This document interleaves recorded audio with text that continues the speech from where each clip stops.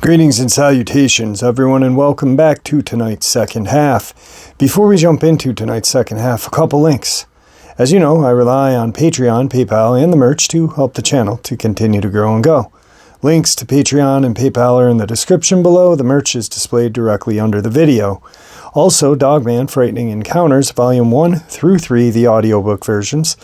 They were written and researched by Tom Lyons, narrated and produced by me, Jeff Nadolny. Those audiobooks are available on Audible, Amazon, and iTunes, the links to which are also in the description as well. And finally, last but definitely not least, if you'd really like to help support this channel to continue to grow and go, simply subscribe. It doesn't cost you a cent. Click that like button. It takes half a second. If you don't want to miss any of the informative and exciting uploads I put out daily, click that bell icon and please leave a comment. Why? Well, because all these things, they really do help this channel to continue to grow and go. And folks, they definitely matter. Now, everyone, I have taken far too much of your time. Let's get on with today's second half, shall we? All right, guys. Tonight I have a guest who just appeared a couple of days ago. A lot of you really enjoyed his experience that he had in Canada. Steph, how are you? I'm doing pretty good today. Glad to hear that. You and I, you and I had been talking for a couple hours now, and Wow. I know, and we kind of wanted to touch bases on a couple of things. You do have some encounters or experiences with other things. We'll get to that eventually, but there's just some things that we wanted to clear the air on, and just talk about some of the things that you and I had been talking about during our private conversation too. First and foremost, I mislabeled your career, and I apologize for that. You are not a government contractor. That is correct. I am a private contractor through a brokerage. I am not military. I've never served military. I've worked in tandem operations, but not under the control of.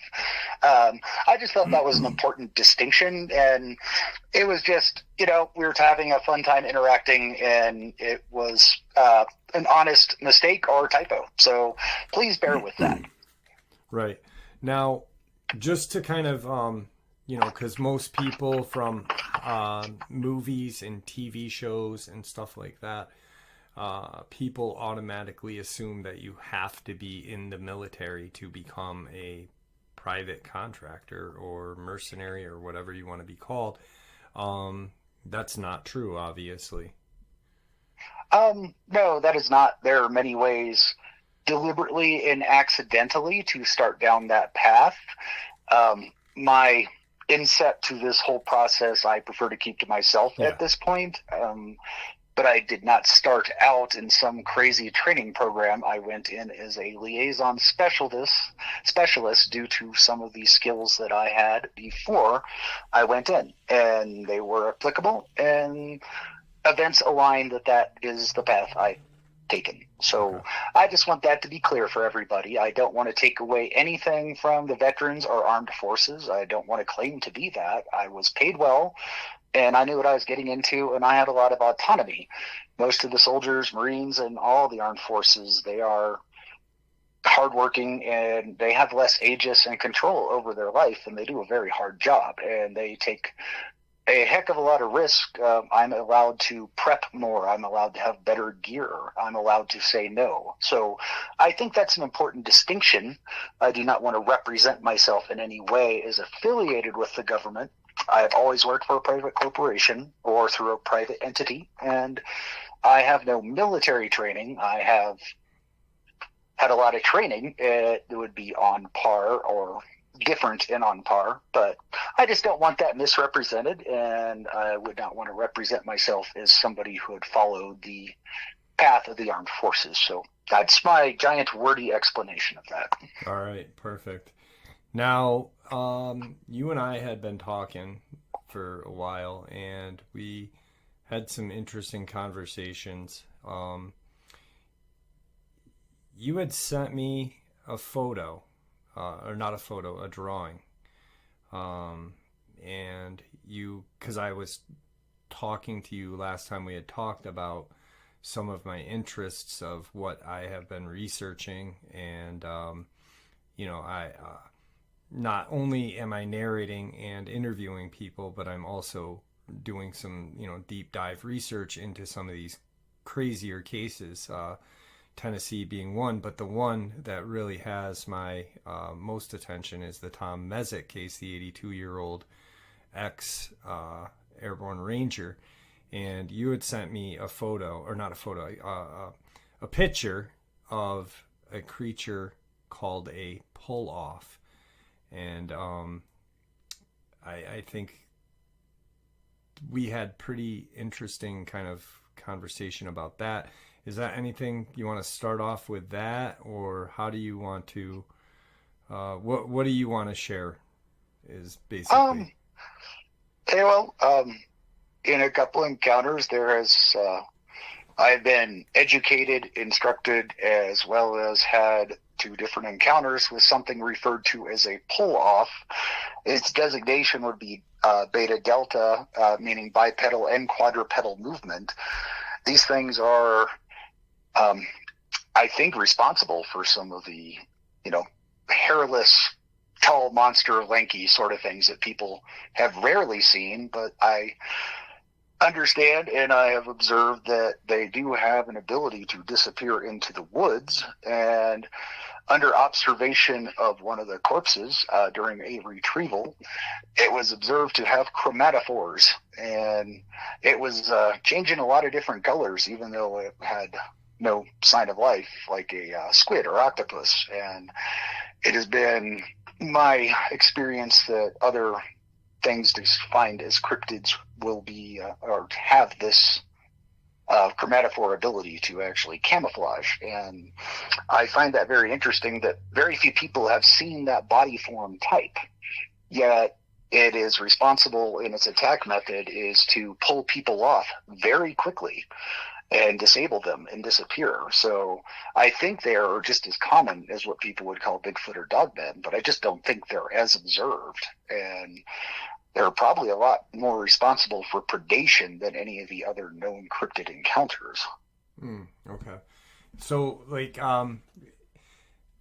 I had mentioned a creature called the look behind, and you said exactly, because it was something like a creature that just is like a hide behind. It hides behind a tree. It's very seldom seen, and it just takes you when it chooses. You don't have there's no probably no forewarning when these things come and take you. Yes, they will be very quiet. They utilize van der Waals forces, which are the same forces that allow a gecko to crawl up glass. I mean, it's van der Waal. The last word is spelled W-A-A-L, if you'd like to look it up. It just does it's responsible for an almost fractal-like feathering of very, very minor fibril bits of skin on the bottom of a gecko's foot. And after this force is applied and allows them to climb, if they take their foot back up, you can test that area for phospholipids, which are spontaneously generated by that contact. And I do know some gamma groups that actually do test trees. And that does explain to me and my own observations why there are not giant claw marks and rip marks in a tree. You and I were talking about just the Jody guy talking about how it sounded like a squirrel or possum going up the tree, yet you had another experience that you have actually talked about where it sounded like a bulldozer ripping up the tree. Mm-hmm. So, and if a gecko was truly able to exert every single bit of force, it's about 325 pounds of retention, but its body, skin, and bones would fail and let go before, the forces actually did fail. So if this creature, you mix the combination of the chromatophores and Van der Waal effect, it's a very deadly predator. Yeah. So that explains, and just really quick, we were not singling out anything or saying anything about the case that Jody shared with us. It was pretty much how a large creature that large was able to go up a tree that quietly, and then there's no claw marks. It gives kind of an explanation of why and how these things are able to travel without being heard or seen, which I thought was very interesting. And you've shared a lot with me just chatting. I'm going to turn the floor over to you and let you kind of lead the way, and I will interrupt as we go and ask questions, if that's all right. Oh, that's fine. Yes, these creatures are, in my opinion, one of the deadliest and responsible for most of the abductions. There have been electrocytes that have been found that are in two bundles paralleling the vertebra on the back, and very similar to an electric eel, electric fish. And these are sodium channels that are actually rapidly discharged or charged that can actually lead to a huge amount of electricity that's lethal. But the charge could be tuned similar to a taser. A taser is tuned to how our own nervous system's charge. So the pain may be there, but it mostly works by jamming every single signal to your body. A simple touch and grab with a combination of being able to adhere through Van der Waal effects and a discharge of electrocytes into the body, and the ability to actually change the chromatophore to the surrounding environment, would explain many disappearances. These things are very dangerous, and I believe responsible for many things. You wouldn't see anybody, you wouldn't hear anything, you couldn't scream, your lungs wouldn't work. Yeah, you had also said that the electrocyte would cause or can cause amnesia and memory loss and stuff like that, which would explain people that are missing and randomly come out of the woods not knowing what had happened. Yeah, well, I have no direct experience in that phenomena. I have had it posited to me by other contractors who have worked when they have found amnesia cases, and that is something that is highly worried about. There is specialist gear for dealing with this. They have an expanded neck armor as well as a ruff coming down the back that should protect them from anything getting the neck and causing any electrocution or stunning. If any of you out there have actually had a cryptid experience with the quote MIB that show up later, and if you see everybody that has a large amount of their skin covered and only the face visible, you are likely actually dealing with what is designated as a pull-off. Okay. All right. Now,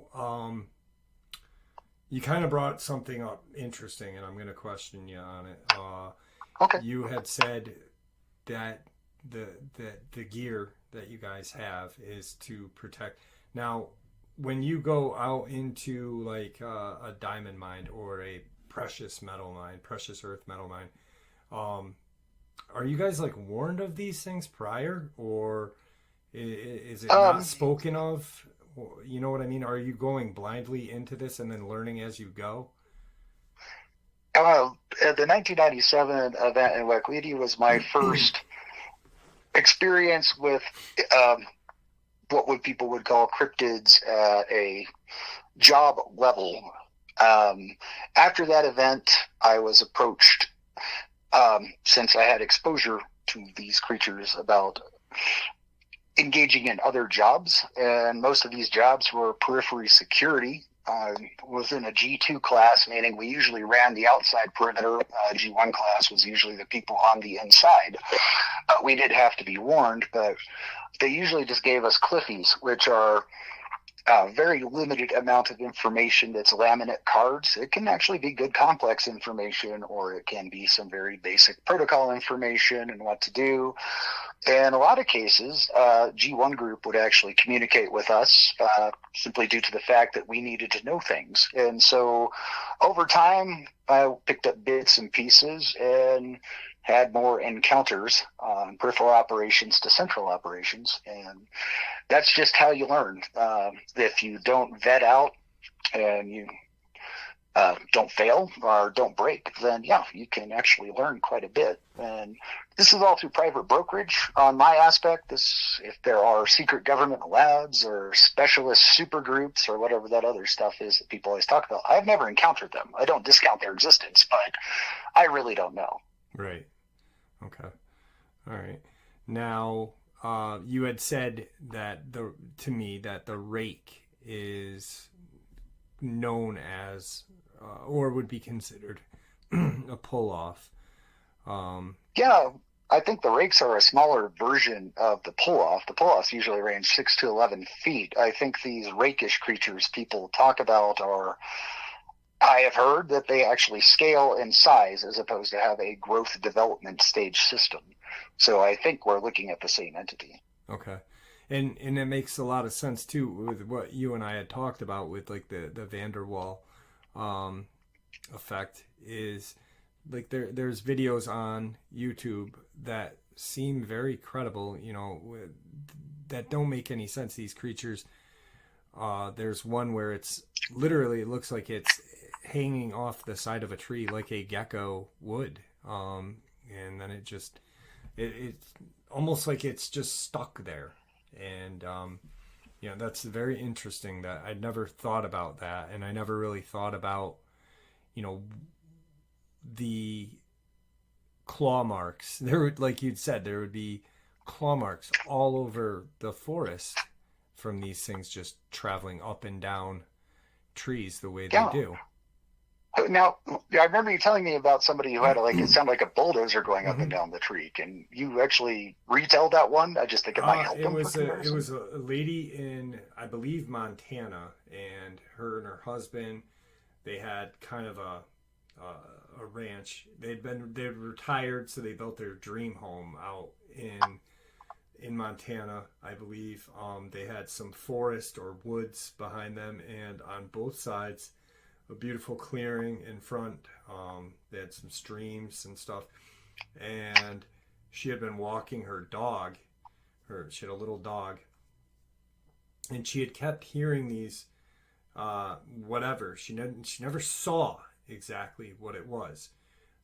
She'd only just hear it through, when she'd walk her dog, and it steadily got worse and worse. They ended up moving. They ended up selling that home after the last experience. So she was outside. She ended up, it happened so many times that she ended up going outside with a pistol on her.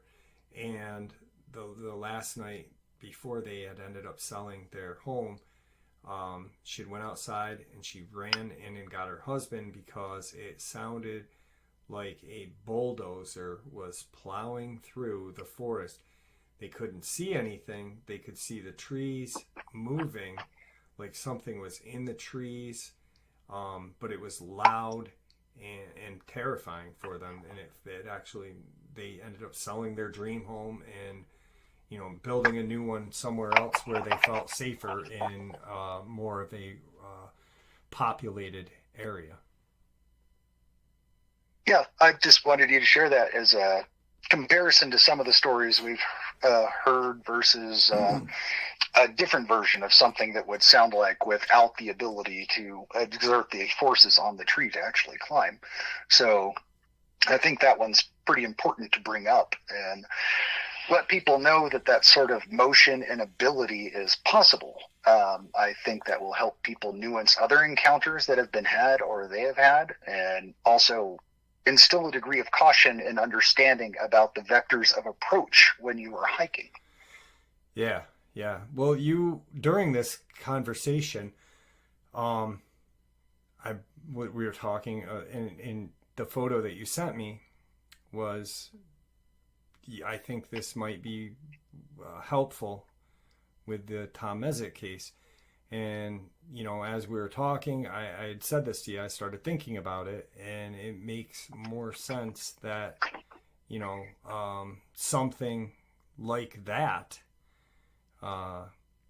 could climb a tree silently and be responsible for Tom Mezek's disappearance. You know, the lack of sound. He had a rifle, he had a walkie-talkie, you know, and people are, you know, well, why didn't he shoot? Well, why didn't he call? And, you know, the ability to stun somebody stops all motion and all movement. So that would explain a lot.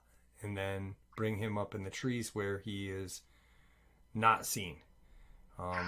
Yeah, an attuned electrical attack would actually not induce contraction like a raw electrical attack would, or a raw electrocution.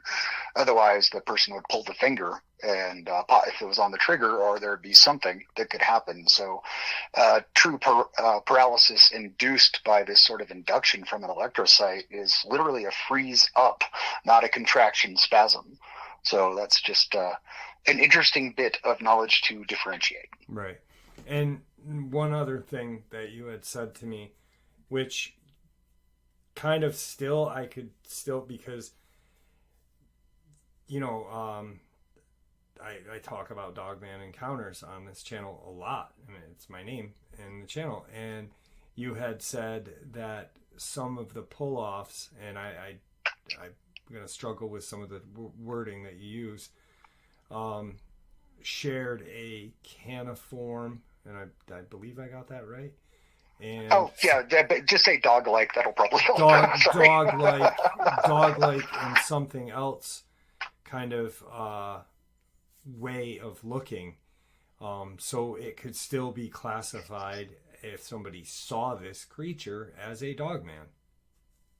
Yeah, there have been Beta Delta sort of Dogman sightings that have a lot of manifestations of these natural hunting abilities, such as Van der Waal effect or a stunning hit. One interesting thing I've noticed about the things referred to as Dogmen themselves is I do not think they have much eye mobility due to the fact that in every single case, and in my experience, they always turn to look. And I don't think they have the ability to move the eyes very well. I've never heard much reports of that other than very minor movement in the eyes, but it would make sense if the eyes were locked. That would be very much like a hunting falcon or owl, especially in low light conditions. And I have heard many reports of their head movement versus body movement, where the body locks up and the head actually tracks sideways, whereas people say it looks at them and grins. I really think that's more of a locking of the eyes that are not very mobile. Yeah, that would explain a lot. That, you know, the, like you just said, the turning of the head, the grin. Now, do you have I don't know, is there any kind of examples of anything that, you know, you could briefly kind of point out to us of what these pull-offs, you know, without getting too deep in? I know that you wanted to share a couple of things later on, but is there like something that you have heard from someone else of these things, like they hunt humans, it seems like? In my opinion, and many people I've talked to that have encountered or tried to deal with these things and been unsuccessful in finding, is that I don't know if predate on humans is the right thing. I mean, their teeth are not, they're very blunt. They seem to be much more spade shovel design and crushing design, very similar to human jaws, as opposed to the over-toothed dog folk. And so it's strange. I think they have more of them have what looks like a removed or crushed in sinus cavity and very undeveloped eyes, no ears. So I don't know why they would be eating people, but they do seem to have a predilection for abducting people. Right. And if you notice, they're not really designed. I mean, they're designed strictly to disappear something almost. Like it's almost purpose built, but I don't think it is, or at least it's purpose adapted. And there are a lot of bodies found and they're not predated on. So. Right. When I said hunted, I didn't mean like eating on them. I just meant like, like stalking for random unknown reasons. Yeah. It seems like, it's almost like a game for them. Well, it almost seems to operate only off procedural memory, which is more of our deep ingrained memory. But it doesn't seem to go through a long-term memory. It's like these things have abilities to take short-term and immediate sensory memory and store it into sensory, whereas most humans would actually have short-term and sensory memory that lasts 5 seconds to 30 seconds. It appears, in my opinion, and a couple others, that they go right from short-term and sensory memory right down into procedural. So I wonder if these things work mostly on instinct. In my opinion, they do. I don't actually give them no concept of cunning or Machiavellianism or any like real major strategic thought. They are probably about the same intelligence of a snake. Maybe they have better execution of their abilities due to a more complex body structure. But it's really hard for me to say that they're intelligent in a way that we would find intelligent. It seems so reactionary, but also programmed, almost like beavers. Any beaver can make a dam, but that's just procedural memory that's in the body and in their body's construction. So I really think they're just following a preset behavior pattern that they're capable of adapting for ambush situations. Now, why they take them, I don't know. Right. And where they take them, I have no idea. Now, and during any of your like jobs, I don't know what you guys call them. Contracts, whatever, call it what you want. Now, during any of your contracts, and you guys have guarded like mines and stuff like that, have you yourself stumbled upon any bodies? Oh, yes, I have stumbled upon a lot of bodies. Like what, with not human killed, but maybe just unexplained, kind of like what we were talking about with the pull-offs. Oh, yeah. North in Tobago Hills, we actually found a group of indigenous workers that we were coming to resupply that were actually working on a bauxite deposit to pull out the aluminum and get the rare earth on the sides. When we came back up there to relieve and refill, that was a safe area for them, and nobody goes out in that area. It's almost on the edge of the Great Koryak sweep of the Sahara. We came back there and only found 2 people, and they were dead, quite dead, and it looked like it looked like their bodies had been randomly wrapped in burning rags and then taken back off. They had very strange spiraling burns across the body and all sorts of weird things, and the locals actually later on referred to it as a jinafrit, or kind of like a fire spirit, fire demon. It's just basically jinn, and a threat is a fire aspect. And the Saharan languages are a complex mix of Farsi, Nagari, and Arabic, so you're always going to get a different word no matter where you go. Okay. But they said they described the jinafrit as invisible shimmers of heat on the desert, which obviously goes back to the whole predator cloak reference everybody likes to use. But yeah, they were shimmers of heat on the desert. They could grab people and cause burns. And we never found the other indigenous. And this Tobago Hills is mostly hard-packed rock scarp that comes out of the desert and really hard to track on, if at all. And we really didn't find any signs of anything. So the locals did attribute that to a invisible beast sometimes seen that caused burns all over the body, and it was one of the oddest ones I think I've run across as an aftermath that we could attribute to a variant or something completely different. I really don't have any other opinions on that. I've never encountered that ever again. I've heard variations all the way from Khartoum, Sudan to Al-Fazir on the border of Chad about these things. Never heard them outside of that area, though.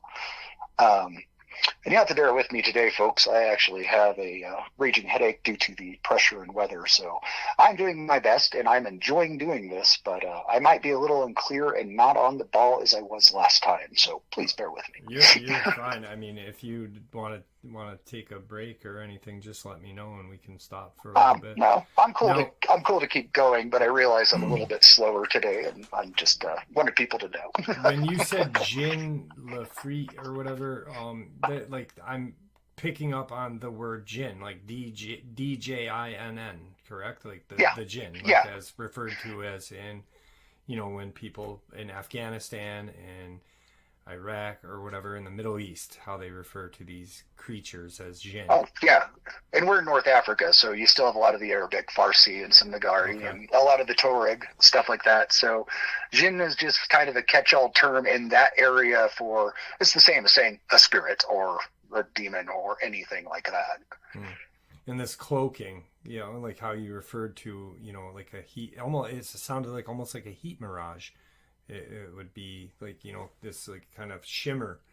I've heard that, and I've talked about a couple different cases on my channel, and I've heard that subscribers have commented on certain cases where people in North America, not in the Sierra, but with the almost like a predator-like cloaking ability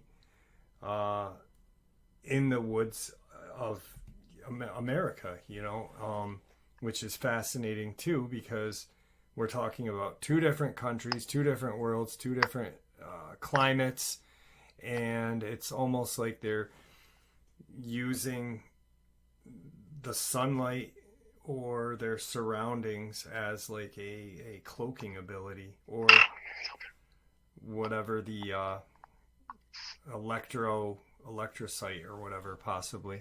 Oh, well, I think in this case, from many reports and actually my own encounters where I have observed this, there is a series of chromatophores and photophores, and each one of these chromatophores and photophores are topped by a hollow hair, similar in construction to a polar bear or Arctic foxes.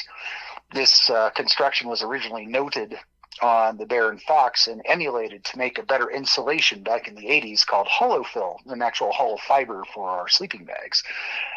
In later research, it's derived a lot of further development and production of fiber optics. But what's very interesting is the creatures that Stealth, as far as I am concerned and have observed, have the chromatophores and photophores at the base of each hair, and can control these in a very, very practiced manner instinctually to change color and light intensity to match the background. And this actually has a precedent in the wild in squid and cuttlefish and also octopus. They use a chromatophore system, but they can match their background even when there is no visible light. So it's not a hard reach for me to say that these things actually have a cloaking ability, but it is not electromagnetic. It is not some sort of science or some sort of magic. It's literally a chromatophore or photophore way of camouflaging themselves that is highly, highly developed. In fact, I've heard of multiple cases where people talk about a Dogman or a Bigfoot having a sparkle to their body. And I really think that is just the photophores firing off at that moment and causing a little bit of sparkle on it. So that would explain a lot with the, people that have seen a Bigfoot.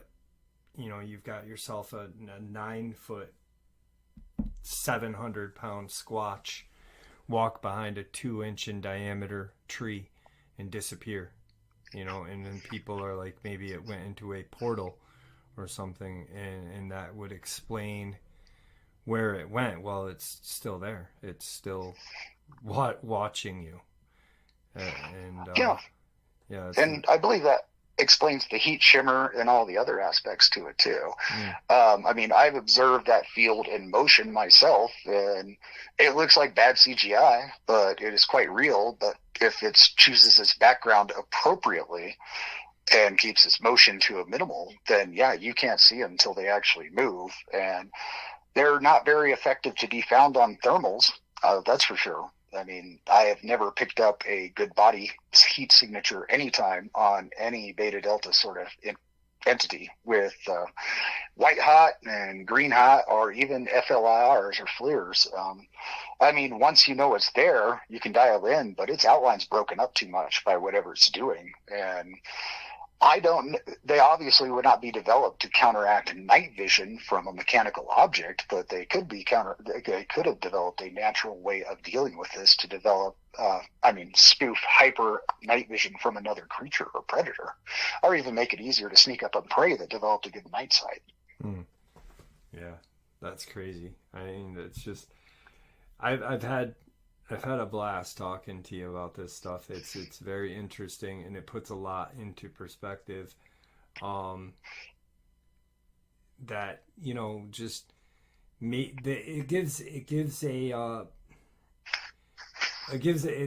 a different kind of aspect to the theory, you know, and it almost sheds light on it, because, you know, here people could question, you know, well, how is this doing that, when yet it's in nature. We have, and you've mentioned it 2 times, we have squid that do it, in the ocean all the time.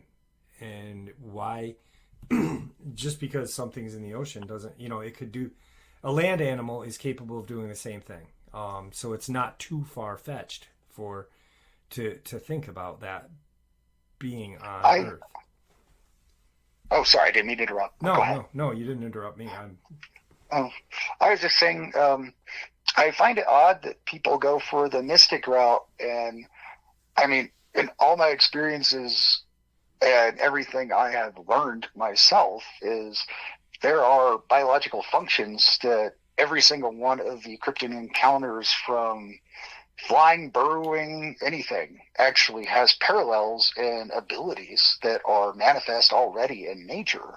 I mean, they're vague and not as noticed, but they are well documented. And just because something occurs in a pelagic species deep down in the ocean does not mean that a land animal can't develop it. And for all we know, these are aberrant parts of evolution, and how they appear here, how they develop, is not really known, because other than a few takedowns among us, and I'm sure there have been takedowns among other groups, but that's where most of the data comes from. They're unique to see, and it's really fascinating. I don't have a mystic fear of them. They are very dangerous, regardless. From everything, I've never encountered what people would call Bigfoot. Never in my life. They're called primiforms or semeiforms, primate or simian. I've never encountered one. Sure, they exist. I fully believe in them, but I've just never encountered that type. The encountered I type are caniform, ursiform, or dogman, bearmen, and other odder ones that I'll talk about later.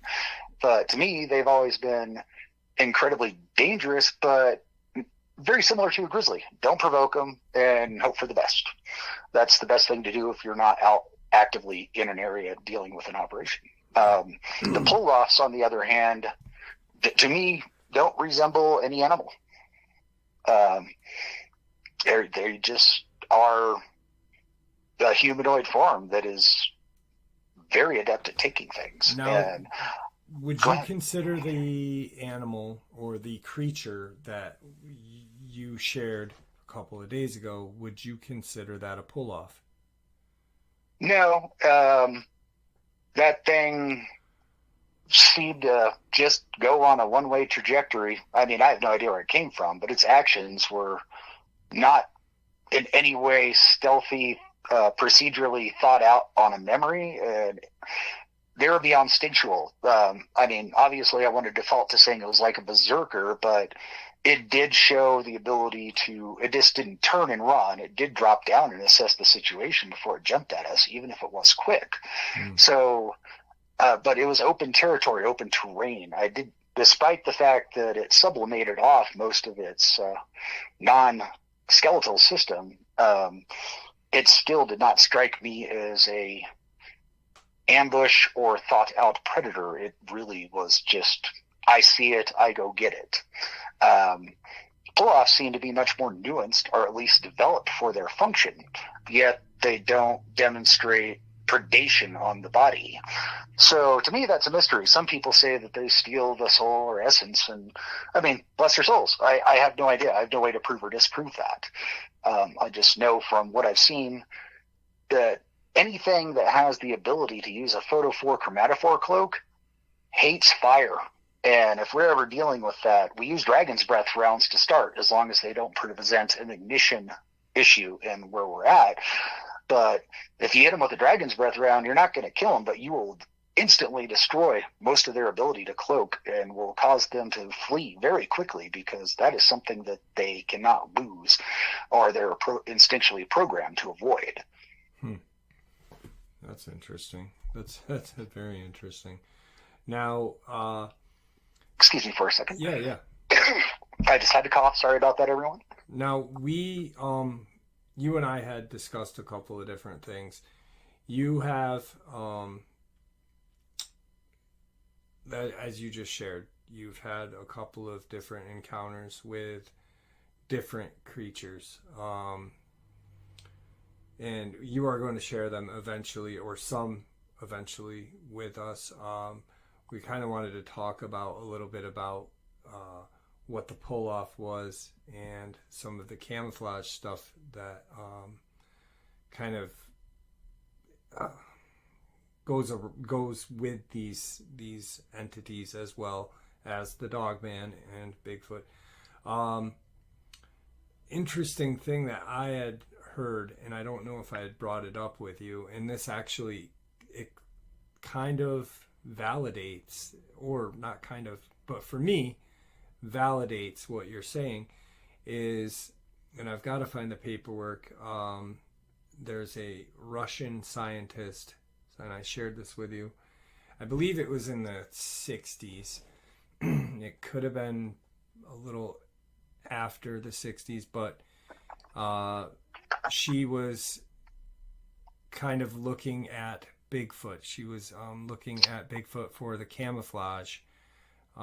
She was studying it. She wasn't sponsored by the government. The Russian government didn't fund scientific research programs. And then when they found out what she was invested in and what she was dedicating her knowledge to, the Russian government still didn't dedicate any money to her, but they pretty much went along with her on her investigations, and they were searching these cloaking abilities for soldiers. And if we had the ability to make, let's say, exoskeletons for our soldiers that had these cloaking abilities, they would be near impossible to kill. It would be a game changer and a very difficult thing to counter. Yeah. I found that very interesting that I had read that, a couple years ago. And when you and I were talking about it last time we had talked, I believe I brought that up to you about the Russian scientist. And it really amazed me, because you read something and you take it for what it's worth. And then here comes you a couple years later, and you're actually validating what I read, kind of, and it's very interesting that happened that way. It blows my mind. So these caniform ones and the bear ones are able to camouflage as well. Are they as good as the pull-off ones, the version of the ones that are like the rake or whatever? If you compare the two, yes, the pull-offs are abject perfectionist with that sort of ability.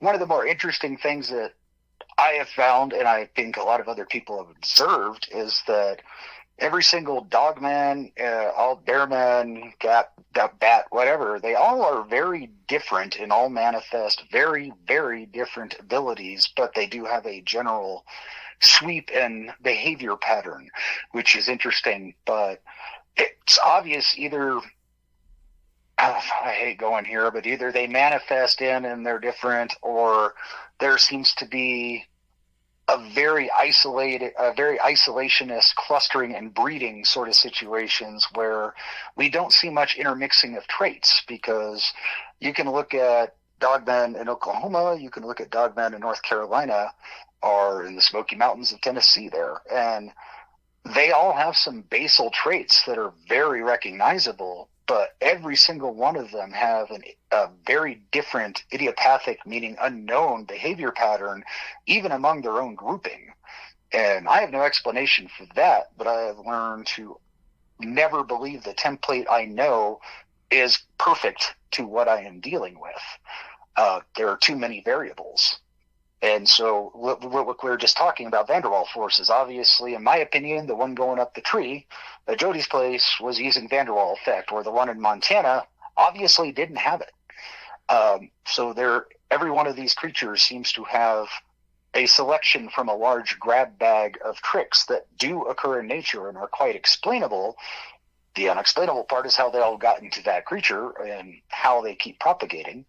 But overall, I just find the assumption that this Dogman, we got this, and this, or this entity, and we got this, and this behavior, is going to get you severely hurt, or you'll fail to find it if you try to apply it to another one that looks similar. And with the pull-offs, I don't think they're reported very often because they're too damn good at what they do. Yeah. You don't really hear too much about any, like, rake, and I hate that term because it's a creepypasta, but they're a crawler, I guess. Well, you don't hear too many accounts of, the crawler kind of peering at somebody and almost scaring them, like Bigfoot or Dogman. They almost take like a pride in scaring people.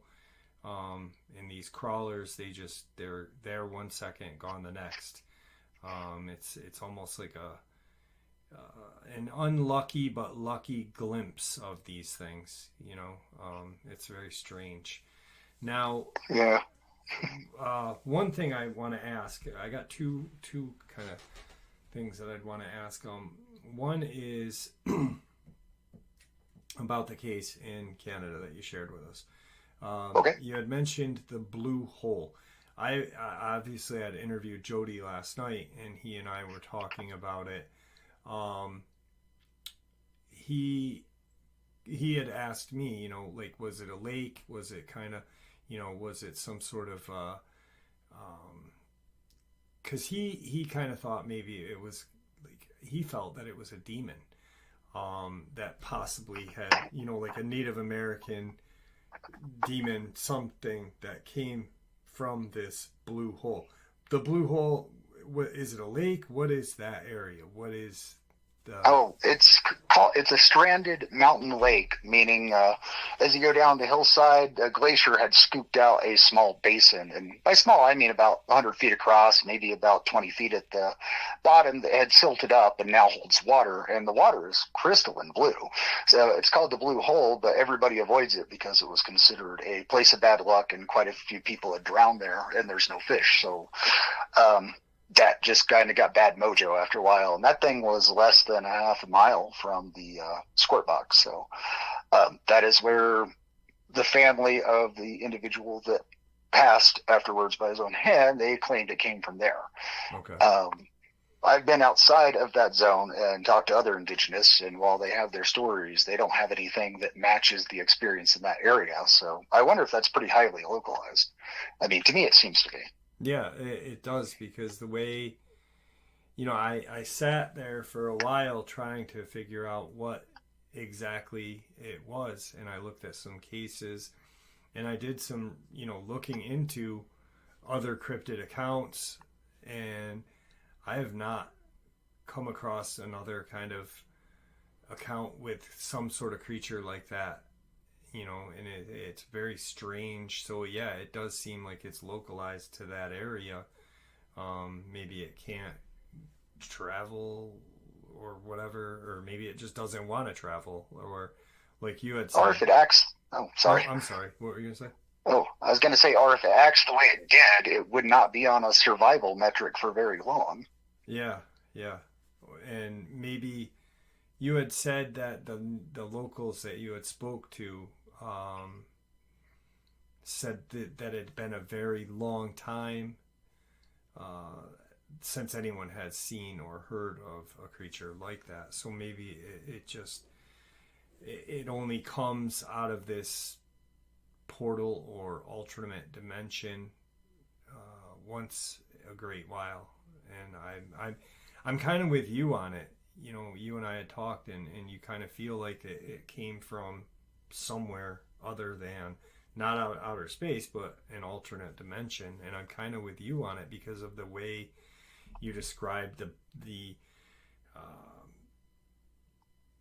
body structure, the everything was just foreign, and you know, it's just not of Earth, you know, but of Earth, obviously, which is.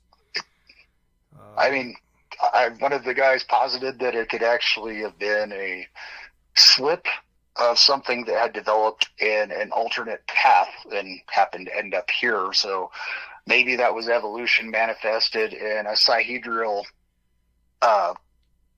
chain of events that didn't happen for us but happened for it, leading to its construction. I have a hard time thinking it was actually manufactured or made.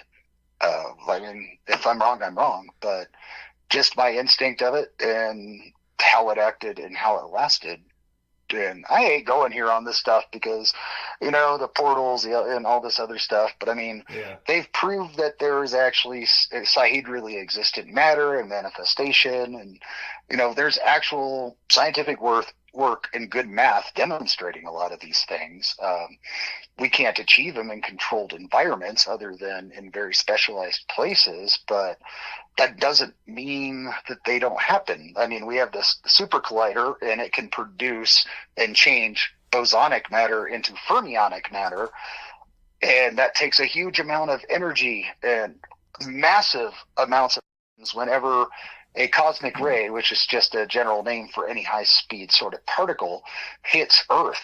And because a lot of these will pass through Earth, and they never even touch an atom. That's how small they are. But if they do intersect an atom, there is a small manifestation of these particles turning from energy into matter and then decaying away over time. So, and this happens 10,000 times a day on the Earth, which actually, and each one of these yields actually exceeds that of the super collider by a factor of hundreds to thousands. And so we have this phenomena. Sure, maybe a version of that phenomena happens here in a much more controlled manner that doesn't cause things to bleed off. Maybe these things become persistent. Maybe that's why they suddenly appear. That is pretty much strictly conjecture from some scientists I have actually worked with and are good friends of mine. But I mean, I don't know. And I think it's being researched so furiously because that does offer an amazing amount of technology. If we could actually figure out how to, in a controlled manner, convert energy back to matter instead of just making matter energy in a giant nuke explosion. So I really think that's why there's a lot of governmental interest in that. And I feel it's less to keep the public in the dark and more for a development system getting ahead of everybody, because if anybody figures that out, they'll be way ahead of the game. But I also feel uncomfortable going here with this statement because that is so outside the purview of normal, but unlike many of the other theories, it actually has a basis. So yeah, no, I agree. I mean, I had literally sat there for a while, and you know, I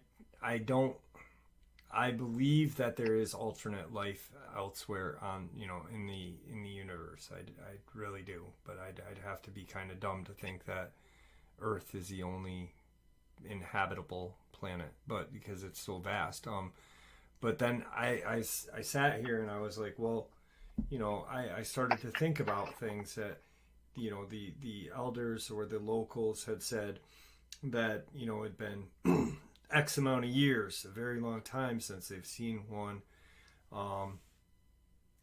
And then I was like, well, maybe almost like The Thing, something came from and was kind of frozen in this area. But then I was like thinking about how and what did the locals do when the first one came, or was this that same one? Well, I hadn't thought about that. That's a really interesting idea. Yeah, to me it makes no sense because they wouldn't be able to light it up, take it down, or Yeah.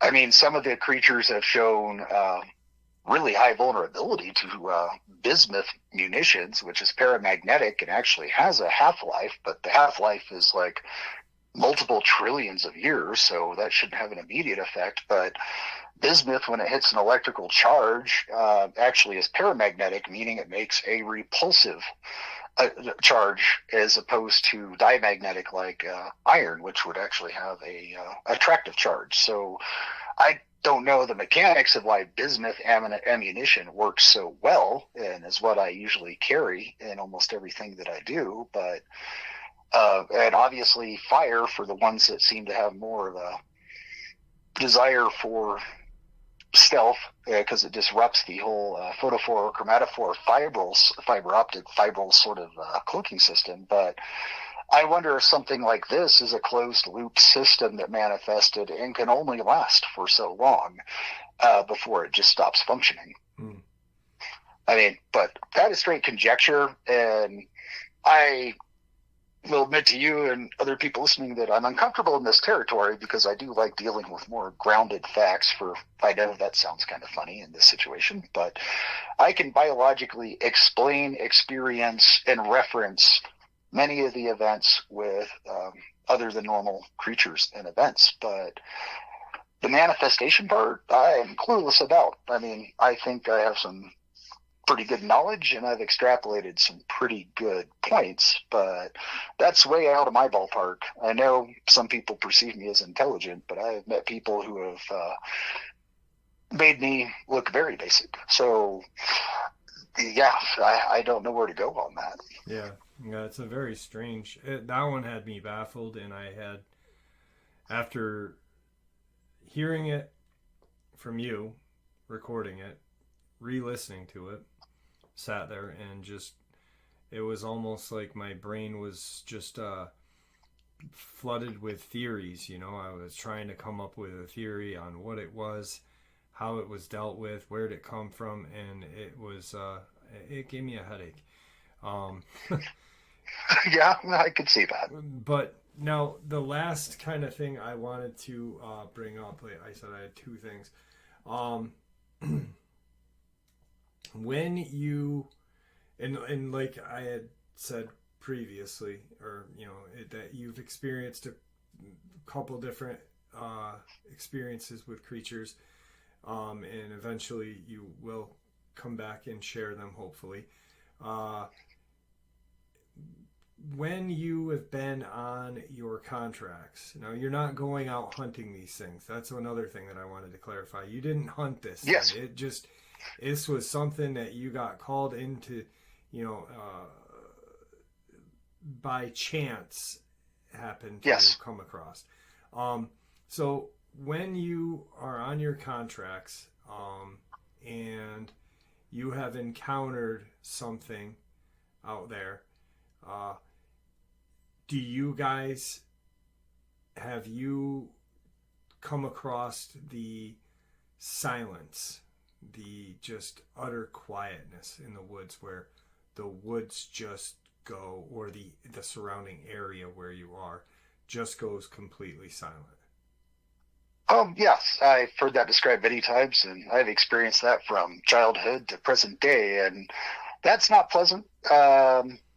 parts of where I live up here actually are usually dead silent just due to the altitude I am up here. So I regard it less now, but I do remember growing up in the Tennessee Smoky Mountains there. When the silence hit, that's just always been kind of a thing as kids we knew. And I've experienced that in the Medicine Bow Range in Wyoming, just recreationally hanging around there. In between Laramie and Cheyenne, there's a place called Vida Vu, which is spelled Vida Wu, which directly translates to Playground of the Gods. And that's not the happy name you think it is. And boy, yeah, I got the silence hit a lot there. And that was just spooky as heck. In those areas growing up, I had some possible encounters and different things, but mostly I would have a hard time believing those at this point, but maybe I was encountering things and lucky. I won't disregard that. It's just the silence is odd. I've had it before when non-creature, basically humans or something, are coming in. If you listen to the terrain right, you'll see it go quiet when people are coming in, or directional move in the wildlife. So that can be human induced, but yeah, sometimes when you're by yourself in the middle of nowhere and it goes dead on you, yeah, that definitely will raise the monkey brain hackles inside of almost anybody that is situationally aware. Yeah, absolutely. Now, I was just curious because, like you had said, and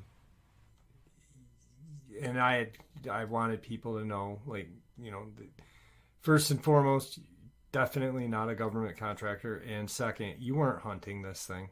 It just happened, but periodically throughout your contracts, you encountered strange things, strange creatures, strange whatever. But I wanted to kind of ask if you had, during the process of, coming across these things, if the silence was present with them as well, that we do here. So yeah, that's pretty much my brain just went shut off.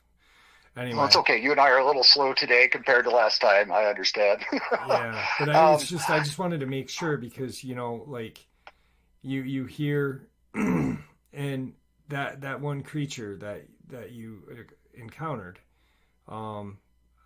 I've got so many questions that can't be answered, and I can't, my brain is just going to ask questions, it's just, I'm curious, okay, here's, and I know I said last question, but. Oh, no, have fun. Go ahead. When you guys engaged the creature, what was there kind of like an aura in the air? Was there just, you've been in multiple shootouts or whatever, firefights. Yeah. Was there something different with this kind of area, or not area? In this area, up to that point, no. I truly thought we were dealing with a giant bear, and I said Kodiak, but one guy pointed out in the comments, and thank you very much. I didn't know this, believe it or not, and Kodiaks are only to Kodiak Island, so I've never known the difference, so I just assumed something big was that. But I'm still thinking we're going to a bear, and I really thought we were dealing with something that was, I've just never seen a big bear up in Canada, so I figured they'd be massive compared to a Wyoming grizzly.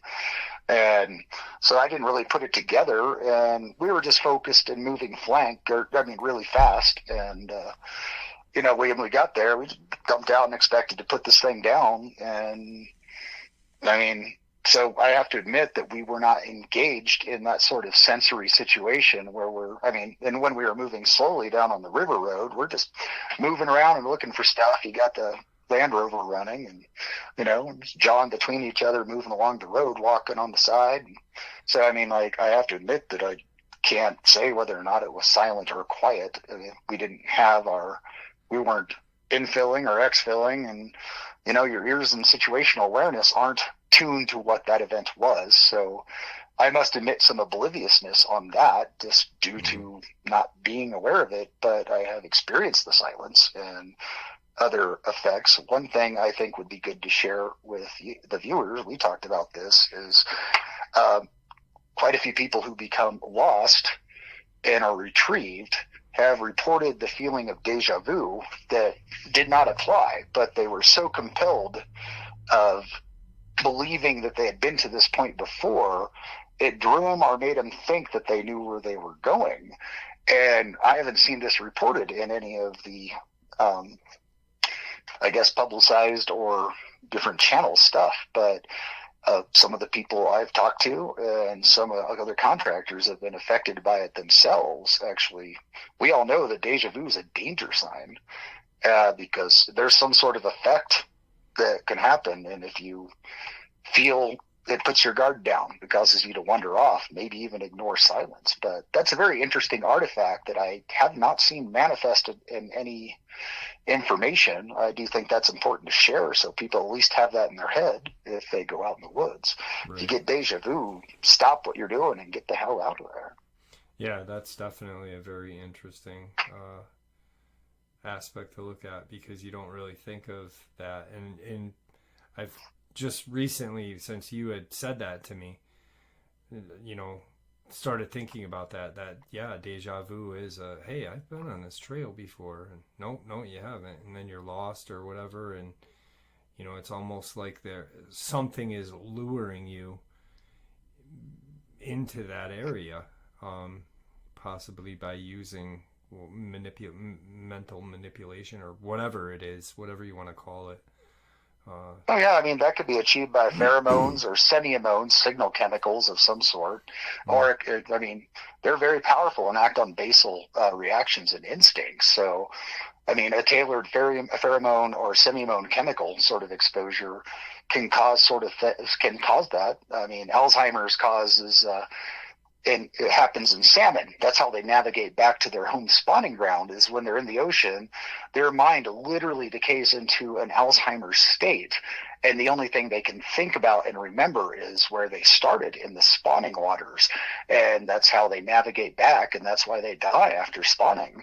In fact, 2008, there was a great amount of research done using salmon for Alzheimer's medication, and great many advancements because of that, because instead of watching somebody decay as a human test subject over like 10, 20 years, they could make salmon trigger into that state and watch the degradation of the brain and plaque formation. And so it's very interesting to think that Alzheimer's may just be an accidental leftover from our more aquatic stage of evolution, as a guidance point that sometimes manifests now as a disorder because it's no longer applicable to us. So if we can induce that by chemical states and cause somebody to actually not remember anything except to wander about. And you'll see that in Alzheimer's patients. They'll try to go back to their old home and different things like that. So there is ways to, through chemical damage as well as hazardous material exposures, which can cause that same sort of brain damage and plaque formation at a relatively rapid rate in days and weeks instead of like course of decades. They're definitely something tailored could induce the ability or affect the brain in such a way that it would cause a person to wonder, and it would not actually seem abnormal. And if they're retrieved, that could also explain part of their lack of clarity and understanding of where they've been. It might not be a persistent effect like the actual disorder itself, but it could emulate it chemically. Yeah, that makes sense. I mean, we don't know anything about these entities that you and I had been talking about and what my channel is based on, and there's so many different avenues to explore. And I'm glad I'm glad that I was able to I'm glad that you reached out to me, because you're showing me and everyone else that there is different avenues out there. You really don't think about the deja vu aspect. I haven't. I know, I'll admit that I haven't. And who knows, like these missing people that have gone missing and then reappear with amnesia. It's just, and not hurt, but just found, and they have no idea where they've been, what happened to them. So some of them have profound dissociation for an extended period of time after that event too. Yeah. And, you know, and I'm going to say it, you know, we're coming up on time, but I'm going to say it one more time. Oh, yeah. You know, and hopefully you do come back and share some of your other experiences with us. But, you have dealt with these through, you know, these kind of terms, or, you know, like the amnesia factor. You know, you had explained something to me, and, you know, it's kind of funny that Steph and I came to an agreement. You know, I don't know any of his experiences. We're gonna, if he does come back and share, that's the first time I'll hear, so I have the wow factor just like everyone else. But, you know, you've dealt with some of these things that have caused the amnesia factor. Obviously, now you're talking about the deja vu factor.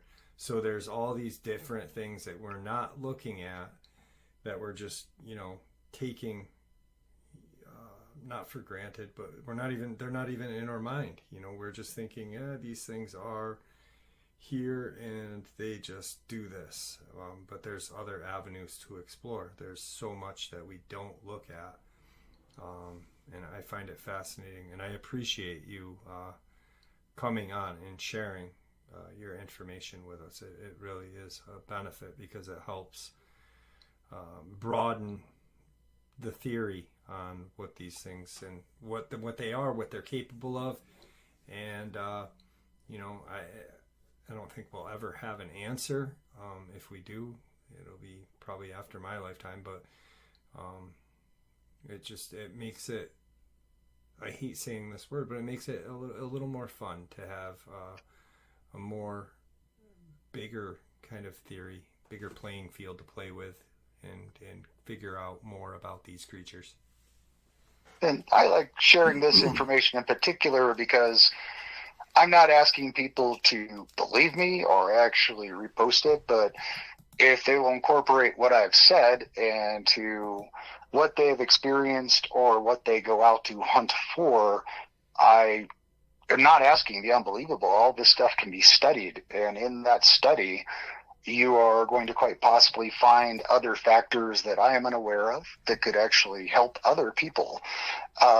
My main reason for sharing is actually to put at least some foundational knowledge that is provable or observable that can actually be applied to many of the encounters that people have been having. So it's not a matter of believe me or not. It's a matter of please take this information and study it and see how it applies to your encounters and events. It is, in my opinion, I have something to offer that is helpful and actually has some foundation in reality, and it takes the mysticism out of the whole system. And sure, there's a lot of crazy stuff we did talk about, but all the abilities and very manifest powers that these things demonstrate do occur in nature. It's just they don't occur in other things like them in nature, but they are possible. How they get here and how they develop, I don't know. But these are observable effects that could be applied to many cases. And I would think it would be helpful for people to apply that to their own experiences that they have had, so that they aren't as fearful, or they at least understand how such a phenomena could occur. And if people do encounter or do go actively looking for these things, you have some protocols you can develop and further explore what I have said in a way that is actually findable on just general information or things to look at. So that's my intent. And I'm glad Jeff said we're at time. I'm actually my head is hurting really bad. So I am sorry I wasn't as quick with the information and as cohesive in everything we've been saying. So, but I think it was worth it, and I have no regrets. So, all right, Jeff, I'm done. All right. Thank you for coming on. I appreciate it. And I hope to talk to you very soon. Cool. All right, guys. Steph, definitely a wealth of knowledge. Super nice guy. Always a blast listening to him. I hope you guys all enjoyed it. Thank you for coming and supporting this channel. It really does mean the world to me. Please stay safe, happy, healthy, and ever vigilant. While in the woods, these things are real. God bless you all.